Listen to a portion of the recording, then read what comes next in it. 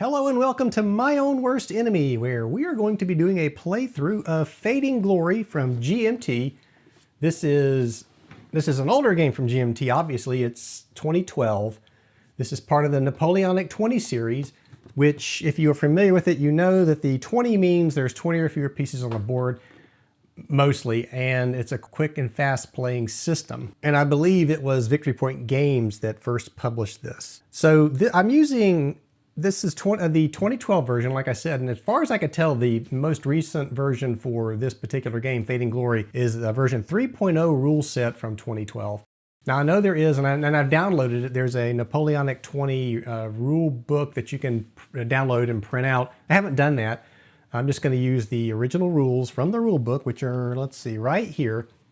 So I'm just going to be using these to play the game and learn from it. It hasn't changed a whole lot from what I could tell. I did glance through the Napoleonic 20, the more updated version of the rules. It's a little clearer written. It explains things a little bit better, but I really couldn't see any huge difference in the rule set. So we're just going to use this one. So this is a quad pack. There are 4 battles in this game. I'll get the box again.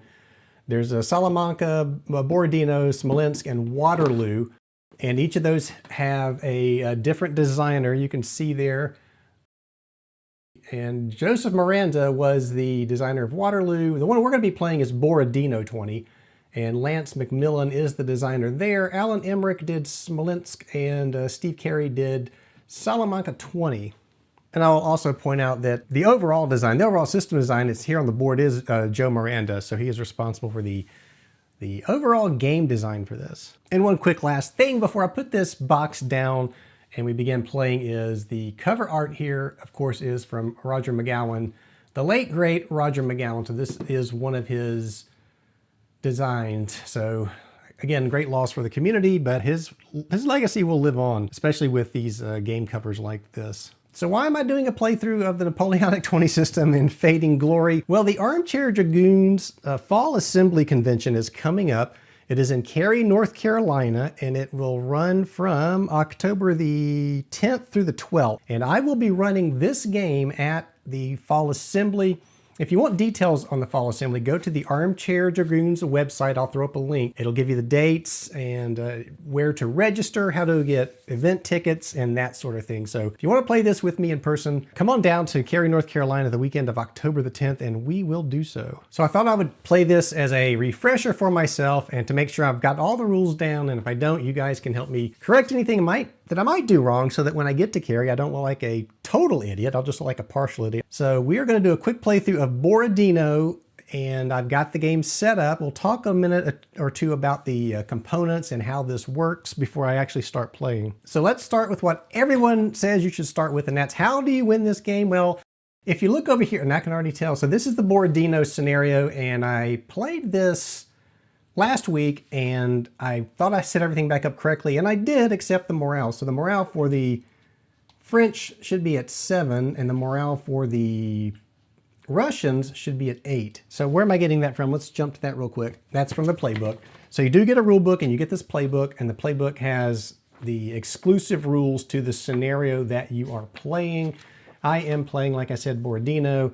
And if you look, it tells you how to set the game up, and it tells you where to put those morale markers.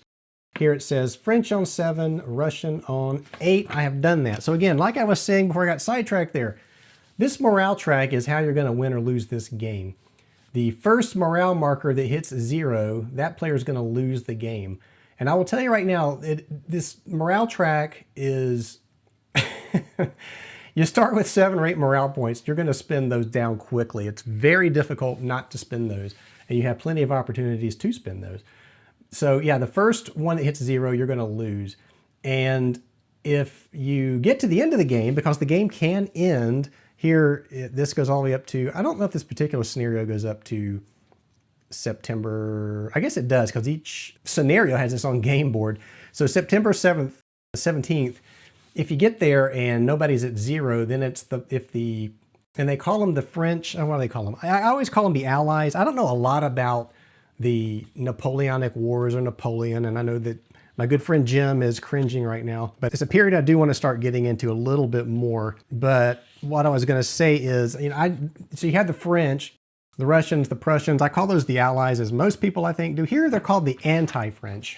So if in the game and both of the morale markers are above 0, then the anti-French, or the Allies, would win if they have 1 or more morale than the French. So that's another way that victory is possible for the Allies. So let's talk about counters real quick. And again, I'm going to sidetrack here just for a second, because with this game, I bought the Cube for Me counter tray, which is the really thin counter tray. And I've got them in here by scenario. So if you want a storage solution for this game anyway, this is an excellent one. I've got it by scenario. The French and the Allies are separated, and the game control markers, our informational markers, are off to the side here. The blank one, of course, is the one that I had pulled for. Actually, no, it's not. You have leftover room. There's the Borodino and Smolensk counters share the same counters, so that's why they are in the same container there. So let's grab a counter. So now this game system, you're at the core level here, very high level. This is I'd call it not strategic, it's operational, but it's getting up on the high end of operational. You're approaching strategic. So let's grab, we'll grab a couple of counters here. We'll grab a cavalry and an infantry unit. There is artillery. In fact, we do have some in this scenario, but it is not as important as your cavalry and your infantry. So there you can see, if I can get this to cooperate, there's the infantry. So the number on the lower left, that is your combat value. The one on the right, that's your movement value. So you can see there the cavalry has a little more movement than the Third Corps. And at the top, that's your designation for what the unit is. So that's Third Corps, and I can't really see, that's 1C up there, I guess, for the cavalry. Maybe it's the 1st Cavalry Corps. Hard to see, but in the lower left-hand corner, there's a little B. That simply means that these counters belong to the Borodino and Smolensk counter set. So that's how you tell these apart. There is the backside. There's nothing on the backside, so you can play with hidden information if you are playing this opposed. So that's something to keep in mind.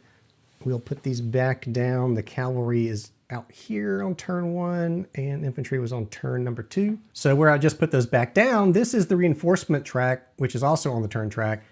The bottom of this will designate who's getting reinforcements. If there were, I think they'd probably show on the other side if the Russians received reinforcements, which they will not receive reinforcements in this game, but there are 3 militia units off to the side here that could potentially come in through card play. So the French have nobody on the game board right now. They're all coming in. So they're coming up from this direction, and they will enter the board through either A or B. Now these colored lines, heavy lines along the borders, this is where your reinforcements will arrive. And they can arrive anywhere along this solid border, designated, of course, by the scenario will tell you, the playbook has, it'll say, for example, these first 2 cavalry units are going to come in, it'll say area B. So this is B, so they'll get to come in along this B hash line, or this B colored line.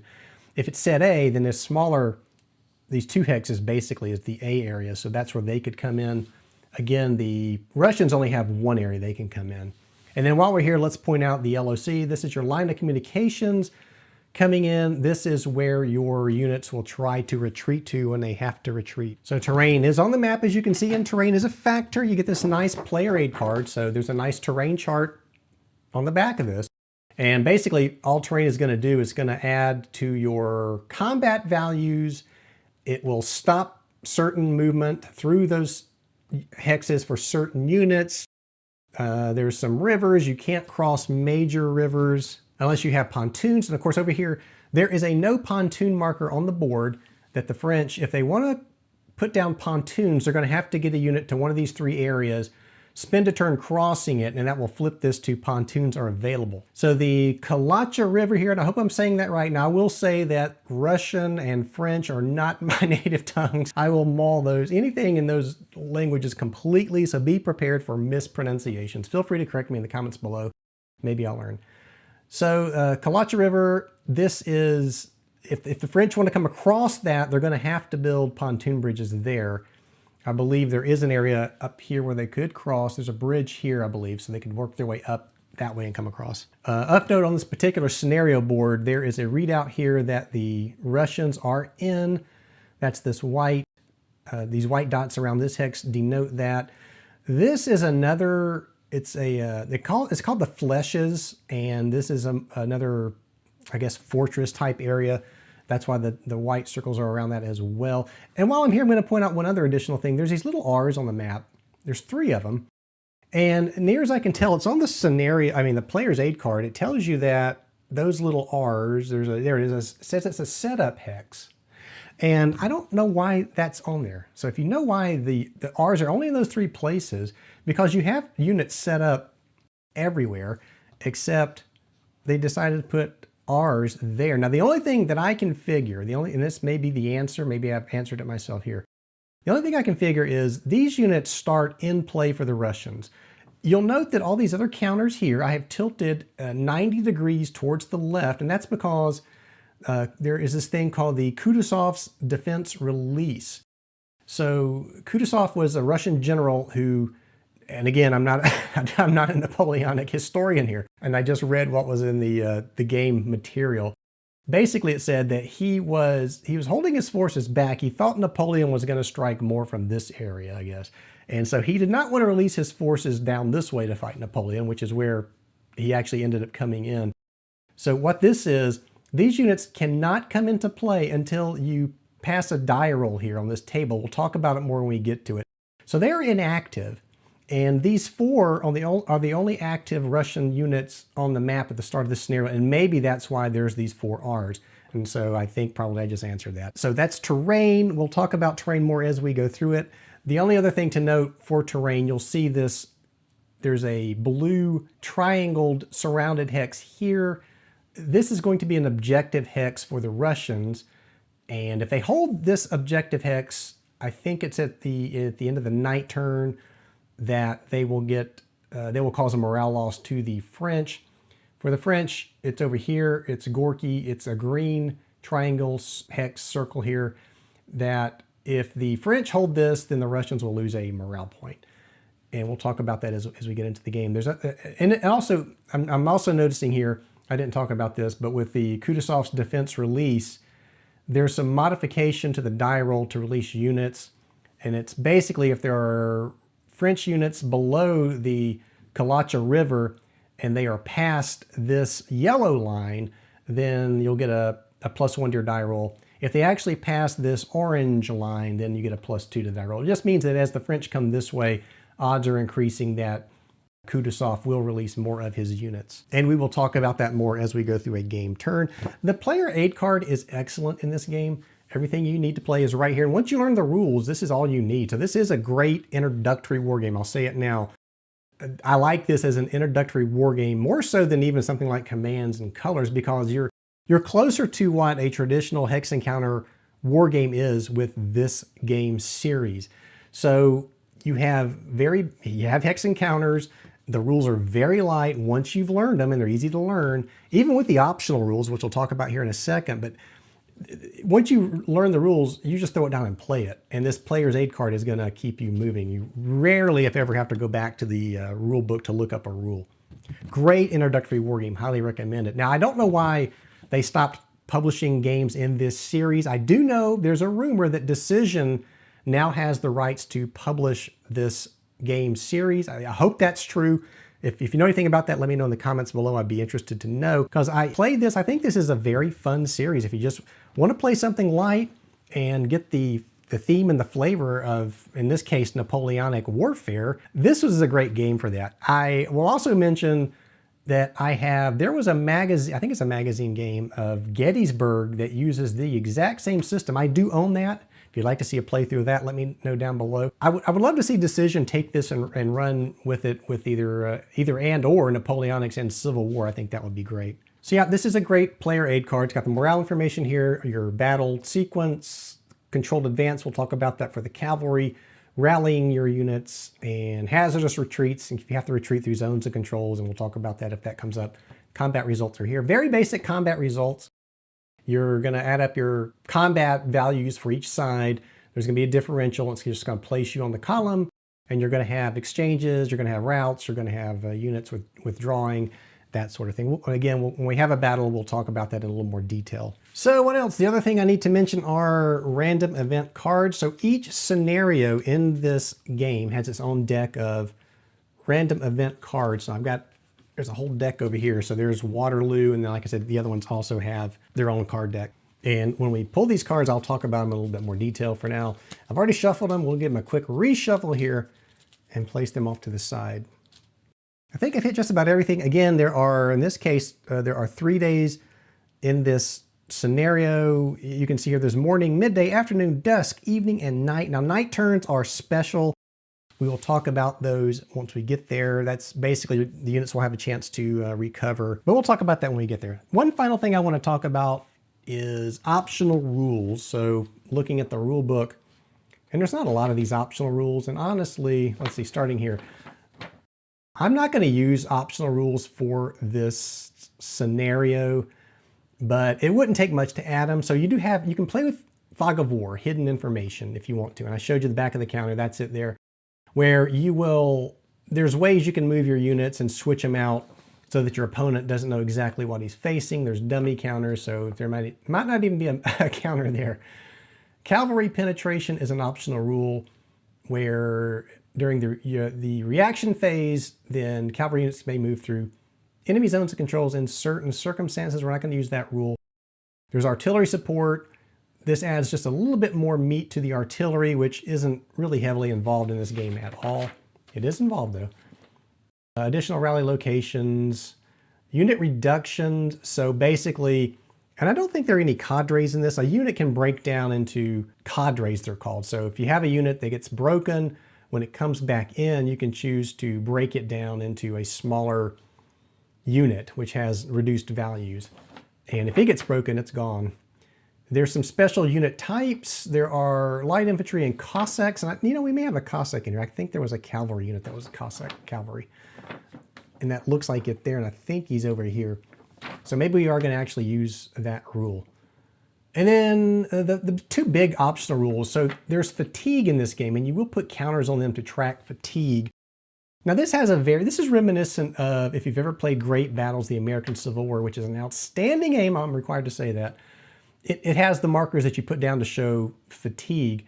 This does as well. You'll go through these different levels of fatigue. Now this is much more forgiving than Great Battles of the American Civil War, and in that your units can actually recover a little quicker from fatigue than they do so in that game. I was very frustrated by Great Battles of the American Civil War at how little I was able to do because of fatigue. But then again, that's what makes that game so awesome.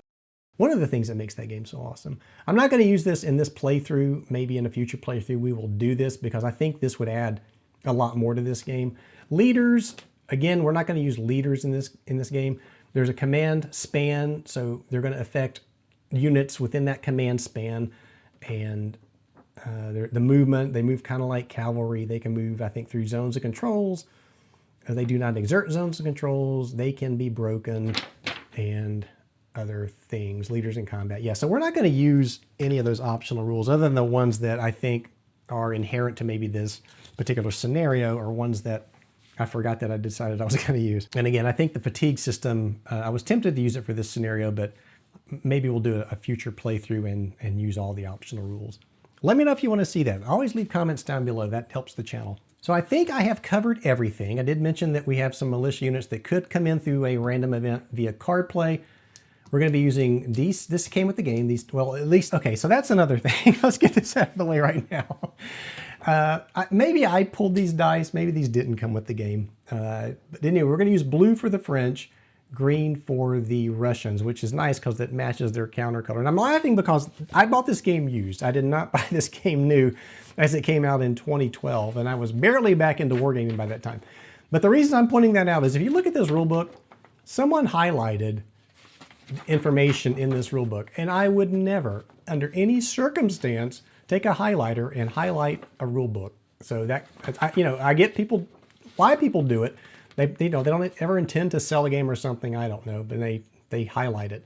Not me. If I was going to do something like this, and I've done this in the past, if I want to take a rule book and annotate it, print it out. Just in this case, it's only 16 pages. Print it out and highlight the one you printed out and keep the original. So yeah, this is a used game. It's in great shape though, and I'm gonna use it for this playthrough. So that's it. I think we are ready to begin the play, and I've got some counters here. What I'll do with these is when we do combat, I'm gonna track blue for the French, red for the Russians. We'll track their combat values to get the differential. Off to the side, I've got a couple of these little red cubes that we will put on units to remind me that if I've moved them or something, that unit is already moved or some other special case. And I think, I mentioned Cube for Me. Again, I think Cube for Me might sell stuff like this now. I think we're ready to get started. So I'm gonna jump in. And well, here we go again. I said I was gonna jump in. I always do this in videos. I just remembered one last thing. From the playbook, if we go into Borodino, can you see that without too much glare? Yeah, I think so.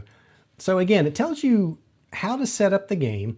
It points out things you should know, and I didn't talk about these either, so let's look at elite forces real quick.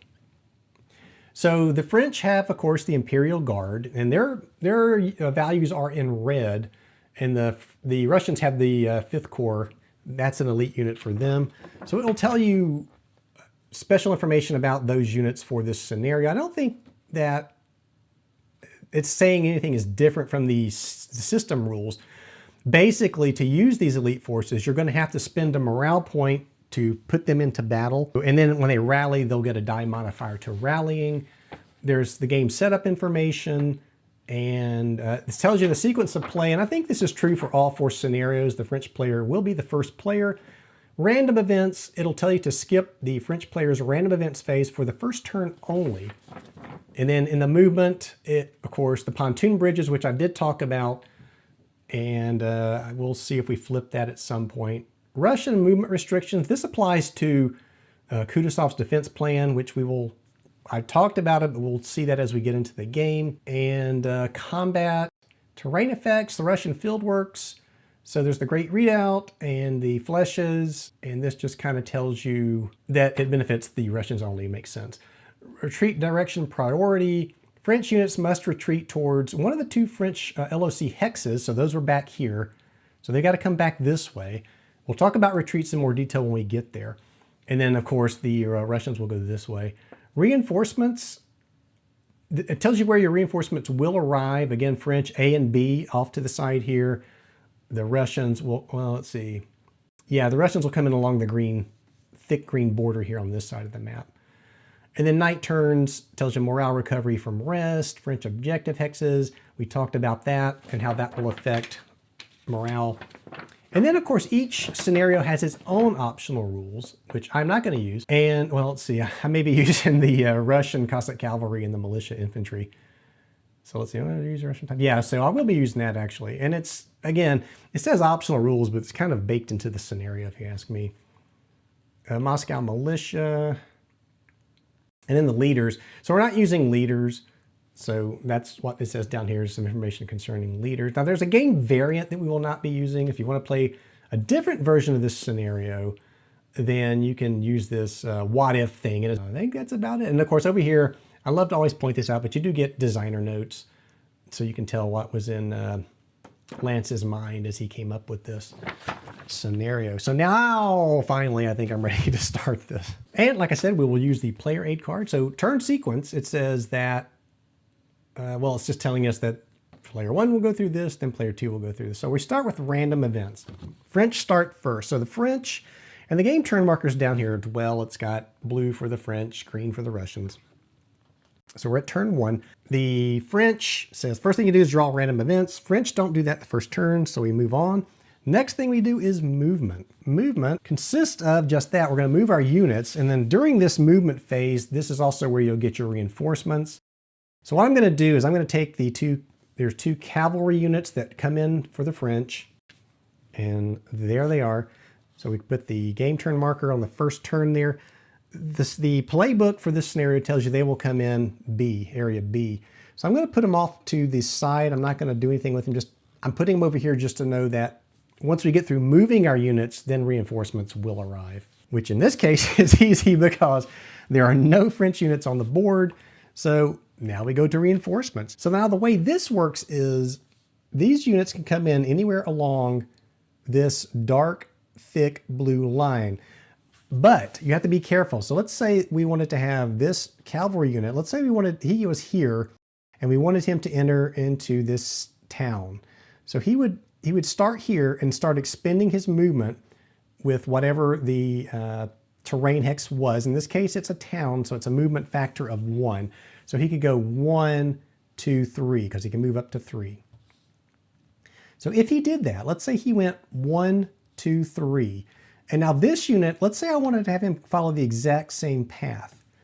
So this is a little different, because if you wanted him to follow the exact same path as this first unit took, the rulebook tells you that this unit, it's not on the board, but really it was sitting here in order to do that. So already this cavalry unit is at 1 movement point. So he had to move into this place in order to even start following this unit. So if you wanted all of your units to come into the same area, in this case, let's say they all wanted to come in here, you'd line them up back here and they would move towards that entry point. So in this case, this cavalry unit would really only be able to move twice on the map board, because he moved 1 to get to here, and then it'd be 2 and then 3. So that's as far as he could get. But we do have this thick, long blue border that runs from the Kalacha River all the way down to the bottom of the map. So I'm going to say this first one will have him come in here, and this one's going to come in, we'll say here. Now, before we move these units, you can spend a morale point to add +1 to your movement. So in other words, let's say this cavalry, which can move 3, I wanted to bring him out. I could spend one of these morale points. I could drop this down to 7. That's going to give you +1 movement to all of your units for this turn that you want to apply that to. So in this case, I can now move him 4. He could go 1, 2, 3, 4. He could get all the way up there in this one move. So let's move that back. That's one way you can spend your morale points. Again, you don't want to hit 0, so that's bad. Keep that in mind. And that's the agony of this game, deciding when you should spend these morale points. While we're on it, another way you can spend morale points we talked about was your special elite unit. So the guard, if you wanted to move the guard into an enemy zone of control to attack a unit, you're going to have to spend a morale point to do that, unless certain conditions apply. And I think it tells you that if your morale is at 1 or lower, well, if it's at 1, because it can't be lower, then you can commit them at no extra morale cost. Another way you can spend morale is, and we'll see this when there's a battle, you can actually spend a morale point to what they call commit the reserve. It will add +1 to your combat factor. And then another way is you can spend a morale point to help rally units. So again, in this case, I'm bringing these reinforcements on. I could spend a morale point to move them, but I'm not going to do that this first turn. We're going to move, this cavalry is going to go, and towns, there's no additional cost to go through a town. So I'm going to go, well, I don't think, let me double check it. I always love to question myself. So there is movement. No, movement is 1. And there's a note that says zones of controls don't extend through those towns. So I'm going to go 1, 2, 3. And then this one I'm going to go 1, 2, 3. And again, the French have no more units on the board. They just have those 2 cavalry units that just came on. So we are at the end of the French movement. So the next thing on the turn sequence chart is enemy reaction. So now this is for cavalry units only for your enemy. In this case, the Russians could, if they had a cavalry unit in the zone of control of one of the French units, then they could take an action here. So let's say, for example, if this Russian cavalry were sitting here, then now this cavalry unit could choose to disengage, or it could do a counterattack and preemptively attack this cavalry unit that's approaching it. So this is an opportunity now, a reaction that the enemy gets to take during your turn, so be careful. But they're not going to do anything here because the only cavalry unit that's even near the French is not in the zone of control. So now we go into combat. And combat's going to occur. These are sticky zones of control. I didn't mention that, but I'll mention it now. If, let's say, this cavalry unit had ended up here, it's not going to be able to leave that zone of control unless it is routed or it is able to disengage through some other means. But for most part, when you have a unit in a zone of control, it's stuck there, and you would be required to have combat there. So sticky Zocs. But in this case, again, the French are not in the zone of control of any enemy unit, so there will be no combat.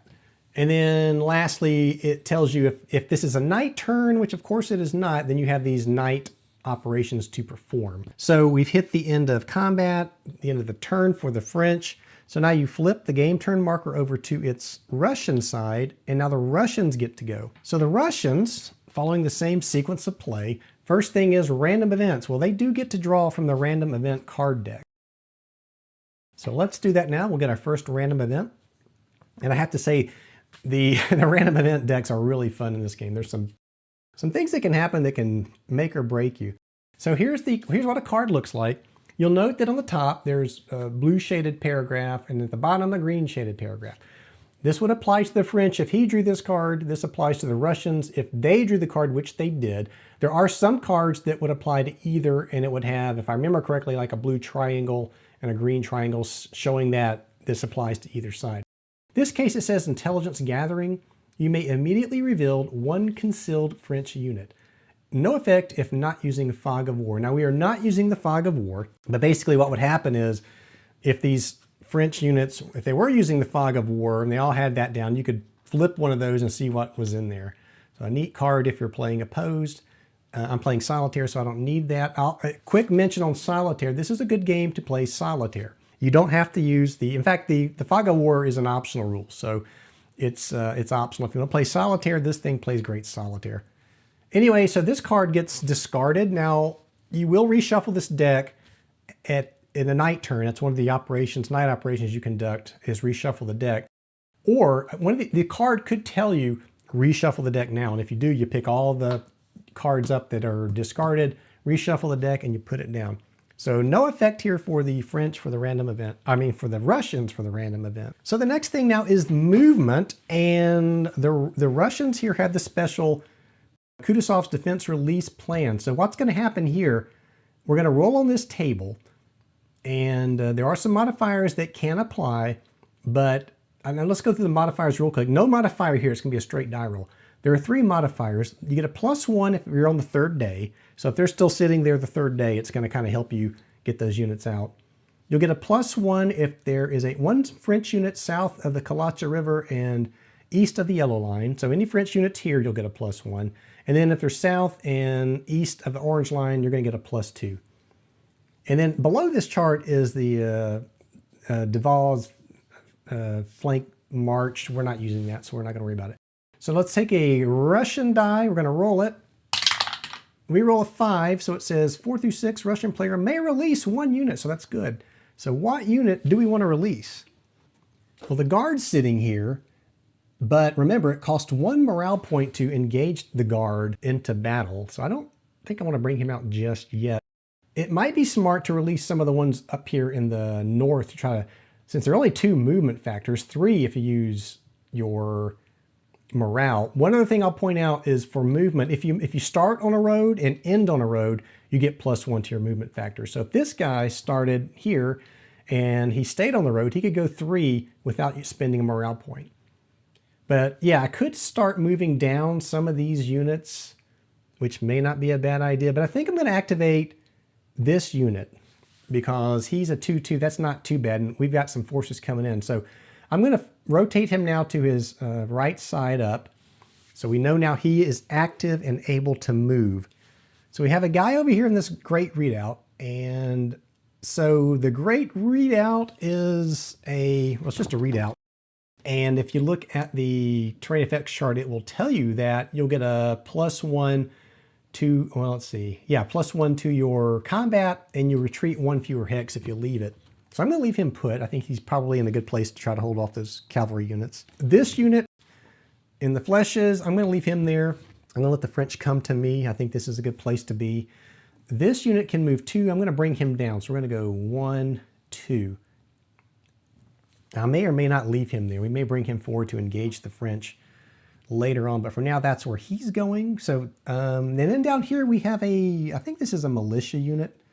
He's only a 1. He's a 1, 2. So I'm going to bring him up 2. I'm going to go 1, 2. Again, I could spend a morale point here and move these units 1 extra space, but I don't think I want to do that.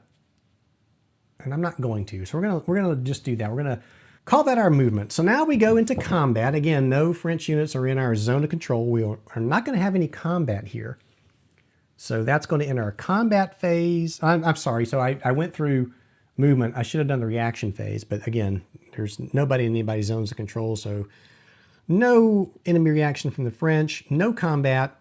It's not a night turn, so we simply go now to the next turn. So the turn marker flips again to the French side, and I'm going to put these units off to the side because they will come in after we move our units. All right, so let's go ahead and start the French turn. So they will get a random event card this time. And it is Napoleon's Marshals. You may spend one morale point this turn without paying its cost. This is a very powerful card. Basically, it gives the, it's saying that the French morale is basically 8 for all purposes. I'm going to put this down here to show that it's in play. So we can pay we can use this card to move our units an extra space, +1 to movement, or we can hold it off to combat, spend it to get +1 to our combat. So I'm gonna keep that there. And keep in mind that if you spend it for movement, it's for every unit on the board for that turn. If you spend it for combat, it's only gonna be valid for whatever combat you choose, whatever battle you choose. It's not gonna occur every single time in that turn. So let's move our French forces. I'm gonna, for a time being, I'm gonna ignore this cavalry. Do I wanna spend, let's see. Again, we have, this is the 4th Corps here is very powerful. The 3rd's not too bad at 3-2. So they can move, if I spend this card for movement, then 1, 2, 3, 4. They can get all the way up there, both of them. 1, 2, 3. Yeah, this is interesting. Usually I don't have the opportunity. What do I want to do? Do I want to try to chase away this Russian cavalry with this cavalry? And remember, you can't move, once you hit an enemy zone of control, you stop. So I couldn't move this unit 1, 2 and stop him there. He'd have to stop either here or here. I also have to be careful because I couldn't go 1, 2 because this would stop him because he's in that enemy zone of control. And I'm pausing here because I'm trying to figure out if I would like to keep back one of the cavalry units to help attack this unit, who gets a +1 for being in that readout. So looking, if I leave a cavalry unit with this group to attack the readout here, then our combat factors for the French would be 7 + 1 is 8, and 3 because he's in there. So 3 for the Russian player. He could spend a morale point to boost that to 9. Of course, I could spend a morale point if I don't use it for movement, but then I couldn't do the attack. And so you want to look at your combat results table. Rolling high is what you want to do when you're the attacker, and you want to be on these plus columns. You can go from a -2 differential all the way up to +4, and you're better off having a greater combat strength differential. So I think what I'm going to do, I am going to spend this card on movement. So that's going to be a +1 to these 4 units. I'm not really going to need it for the cavalry because they can move 3. I'm going to move this one up 1. Now he's in the enemy zone of control for the this bag of cavalry. Bag is the name of it's the abbreviation for the name of a general whose name escapes me at the moment. This cavalry is going to go 1, 2, 3. So I had to stay out of the zone of control, but he could move 3. I could actually move him 4, but he only went 3. Now we're going to bring in, well, did I screw up here? 1, 2. Oh, I thought they could move 4. I don't know why I was thinking they can move 4. They can only move 3. Because I was looking at the cavalry. Now, I'll point this out also. The game rules strictly state, and I love it when they do this, they're like, no takebacks. Once you move your unit, you are done. And here's a case of where I could see a player doing this, and it wasn't intentional. I completely thought these units could move 4. They can only go 3 this turn because I was going to have them move up into position to attack the readout here. But that was where I screwed up. And I'm going to go by the game rules. I think it's silly, but you know, if I were playing opposed and a player did that accidentally, I would probably let him redo it. That's okay, though. We're going to say stick to the rules, and now these guys can move 3. So 1, 2, 3, and this one's going to go 1, 2, 3. So, well, we'll get to see some interesting battles anyway. So that is now movement for the French. Now we go into the enemy reaction phase. So this is where now the Russians have a cavalry unit in the zone of control of a French unit. The Russian player now can choose to take one of a couple of actions. Okay, the first thing it can do, it has the French cavalry approaching it, so it can countercharge. It can seize the initiative, it's called. What that means is if this were a unit that were not cavalry, let's say this were an infantry unit, if it did a countercharge on a unit that's not cavalry, it would get double its attack strength or its combat value. In this case, though, it's cavalry on cavalry, so it will not get that combat strength doubled. It's just going to be whatever it is. But that's one thing you should keep in mind when you're doing these countercharges. Also, this is one of the I call it old school rules, where every enemy in a zone of control must be attacked. That applies here. With the countercharge for cavalry, you can select which unit you want to attack. You don't have to attack all the units in the zone of control. So that's something else to consider when you're thinking about countercharging. Another thing that the cavalry can do is disengage. So this Russian cavalry could choose to disengage right now. Now, unfortunately, again, this is a cavalry unit's zone of control that it's trapped in, so it cannot disengage here because cavalry cannot disengage against cavalry. And then finally, there's an optional rule called cavalry penetration, which we are not using here, so we're not even going to worry about that. So we're going to have a battle. So we get to see our first battle. The way this is going to work, we have the attacker, the French going against the bad cavalry. So they're both in open, so there's no modification for terrain, and I'm just following along the battle sequence here. So now the attacker must decide whether or not they want to commit reserves. And again, commit reserves is you spend a morale point to gain a +1 on your combat strength. The attacker has to make this decision first, so that makes it really tough, a really tough decision for the attacker. So I could say I'm going to spend it, and then the defender can choose whether or not he wants to do it. Or I can say, you know what, I'm not going to spend it, and then the defender can say, well, I am going to spend it after you've already chosen not to, and then you're stuck. So in this case, do the French really want to burn a morale point to get a +1 in this battle? I don't think they do. And again, as we play through this, you'll see that the morale points you want to be stingy with them for the most part. Use them at critical points only. So I'm going to say that we are not going to spend a morale point. We're going to be at, remember, we've already spent this card to move. So let's go ahead and get rid of that anyway. So we are at, for the French, I'm going to use the counter. So his combat strength is a 1. There's no terrain, there's no spending morale points, so he's at 1. So now the Russians have to decide what they want to do. So they start off, their cavalry units at 1, no bonus for terrain. And now do they want to spend a morale point? Now they've got 8. They start off 1 more than the French, so they can be a little more willing to let those go. And I'm going to say no here too for the Russians. They're not going to spend well, let's look for say no. And this is where you want to be really careful. So right now, as things are, we're on the 0 column. So if they wanted to spend that morale point, that would put them on the +1 column. So it gives a greater chance for the, am I saying that right? No, it'll push them the other way. It's going to push them on the -1 column because it would be 1 to 2. So look at your column. So right now it's on the 0 column. They could spend that morale point and push it back to the -1 column, which would give a greater chance for the attacker to have a negative effect. The attacker could rout or withdraw. It's a 50-50 chance. Here it's like a 1 in 3 chance that something bad's going to happen to the attacker.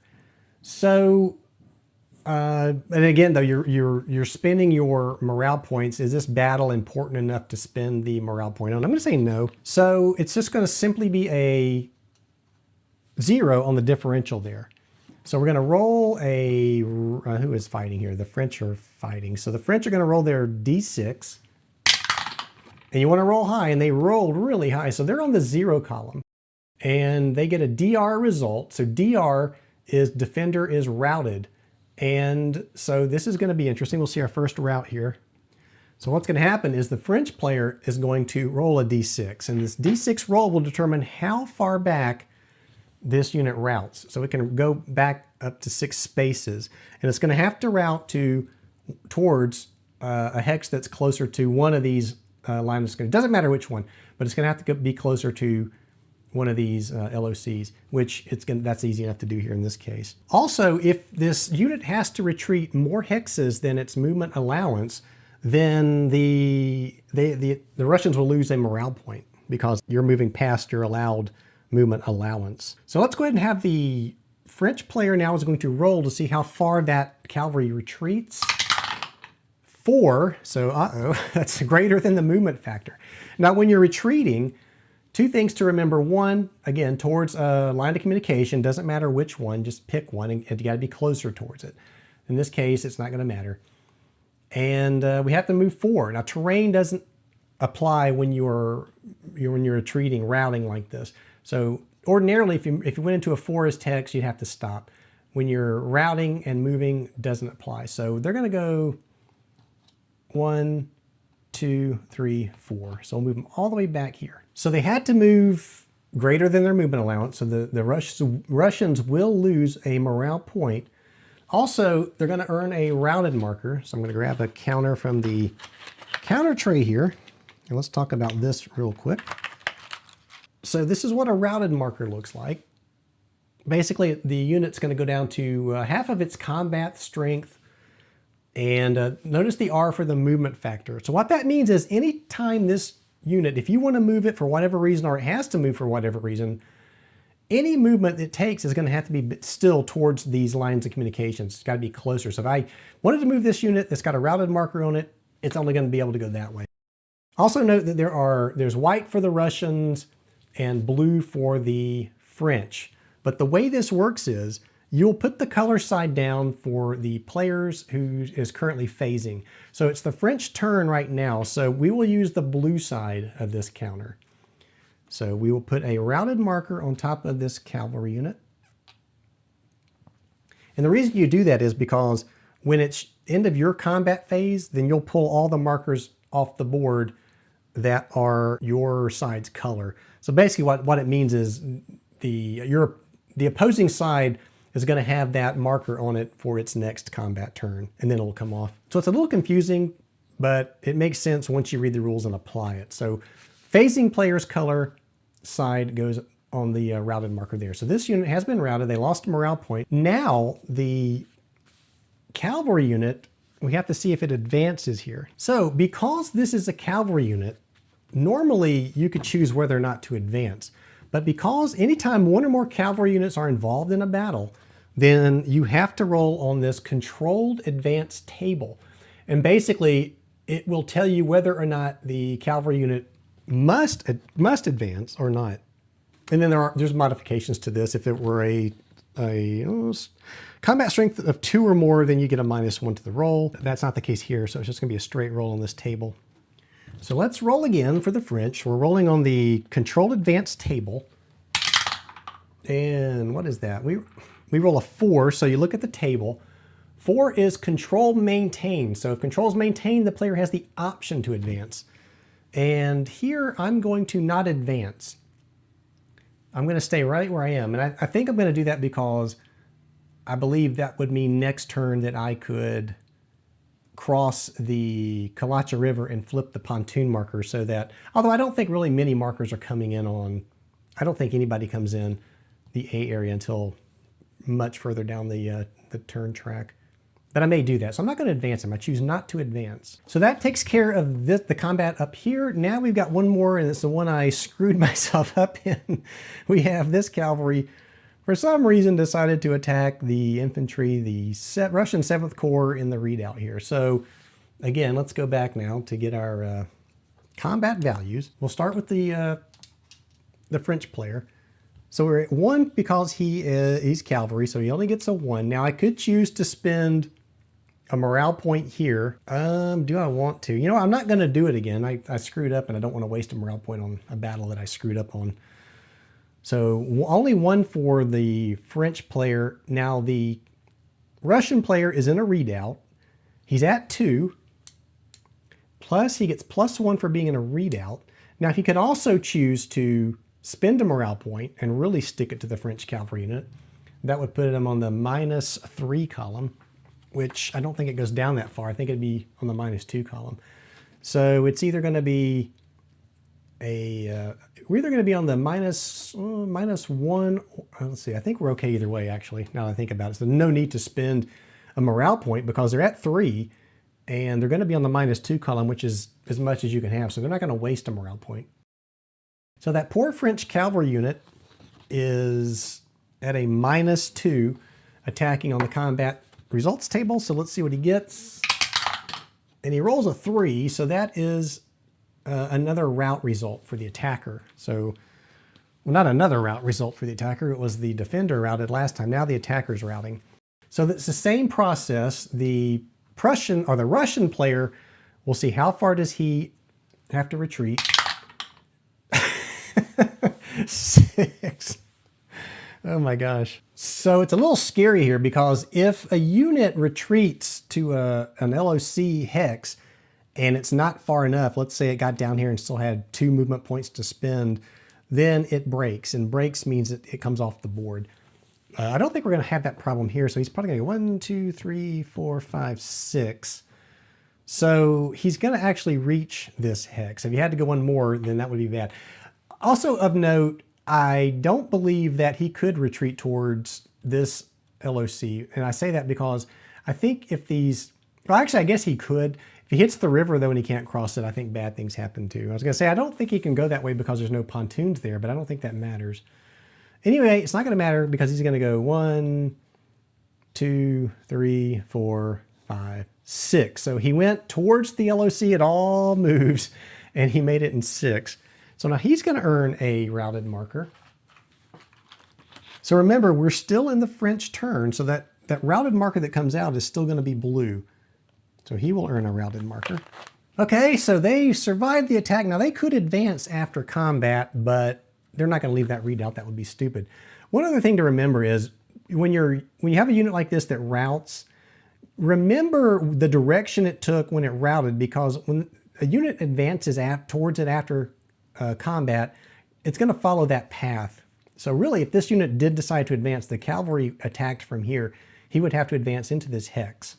And then if it were a case where he can move more than 1 space, he could move 2 spaces, then the cavalry came down this way. He'd have to go 1, 2 and kind of follow the cavalry advancing after combat. So kind of keep in mind which way your units retreat. So no more combat for the French, thankfully. So that's going to end their combat. No night turn, so now we flip the game turn marker to its Russian side. It's the afternoon still, and the Russian player will now get to go. So again, the turn sequence, we get to draw a random event card for the Russians. Rally a command. You may immediately attempt to rally a Russian unit from one command, and this isn't going to do us any good here. Oh no, maybe will. Hold on. Keep reading, Mike. Or receive 1 militia reinforcement unit this turn. Ignore the last opportunity if all 4 militia units are currently on the map.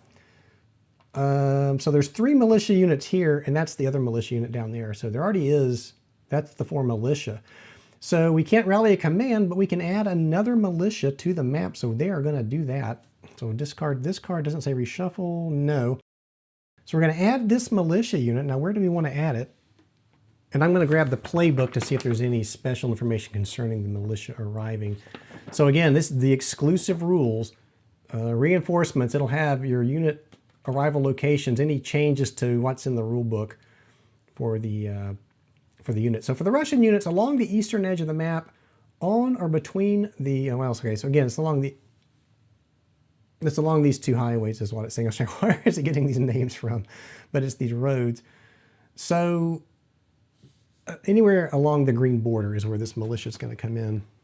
So if you remembered what I said, if we start movement on a road and we continue moving along the road, we get a +1 to our movement factor. So I think we are going to do just that. Now the question is, do we want to start on the Moscow High Road or do we want to start on the old Post Road? And I think I think most of the action is going to be up here. Let's start him on the Moscow High Road. So he's going to start, let's just say, on this side of the hex. And he's going to go 1, 2, 3, staying on the road. So he's going to move all the way up to here. So that was from our event card. I'm going to put a red block on him to show that we were able to place that reinforcement. And actually, I probably should have waited to move him until the movement turn, but it is the movement turn basically, so it doesn't really matter. But we'll show that he's already moved. One other quick note, he's approaching the stack of these units here. We haven't talked about stacking. There's no stacking in this game unless you are a leader. A leader can stack with a unit, but a unit cannot stack with another unit. It can move through a unit and keep moving, but it cannot stop where there is another unit. So that's something to remember. So that was the random events, and now we go into the movement phase. There's no reinforcements for the Russians on the turn track, so it's going to be movement. But that means we go back to Kutuzov's defense release. There are still no French players past that yellow line. So there will be no modification to this die roll. And so let's roll. That is a 4, so 4 to 6, the Russian player may release a unit. So I think they're going to release this cavalry unit. So we're going to flip it to its upright side, and it'll be able to move. So let's go ahead now and move. And now I'm looking at this board, and I think I said this wrong. When it's the facing player's turn, so when it was the French that were attacking, it was their turn. I placed these routed markers on these units, and you're supposed to put the color of the players whose turn it is not. So really, these markers should have been white, both of these. So that it was the French player's turn, so you put the opposite color border showing for the routed marker. And then you do that because when you get to the end of your combat turn, you will remove all route markers that match your side's colors. So in this case, when the French hit the end of their turn, they wouldn't immediately remove the blue ones because, in this case, because I've just put those out and that doesn't make any sense. They would come out at the end of the Russians player combat phase. So I think I said that wrong. I think I did that wrong. I think I put down the wrong color, but I'll go back and check it and make a note in the video if I did that. But when it was the French player's turn conducting combat and these routes occurred, these white bordered counters should have come out. So we hit the end of the French turn, no route markers come off. Now we're in the Russians player turn. He's getting ready to move, and when he finishes combat, then we pull all the white route counter markers off. So let's move. And again, if I wanted to move that guy, he would have to move towards the line of control, and he couldn't go forward. So I'm not going to move him. And I'm looking, do I want to move this guy down? He can move 2. I could move him into the woods, and I may want to do that. Let's do that. We're going to go, well, wait a minute. Let's be careful. You have to think ahead because you don't want put your units out where they can be surrounded by the enemy units because they would gang up on them and smash them with their overpowering combat strength. I'm going to leave him there for now. This guy will move 2. He's going to go 1, 2. We moved the militia that we got for free. So that's going to be it, I think, for the Russians. They're going to move just those units. And so now we go to enemy reaction, but there's no enemy reaction here to worry about. And combat, so there's no combat, nobody's in the zone of control. Now at the end of this combat phase, if there are any white bordered route markers on the board, now they come off. So in this case, this is where these would come off because they were white. So we would pull these. I'll put these off to the side so we can use them again. I'll also note that you cannot pull those routed markers off if you're in the zone of control of an enemy unit, so keep that in mind.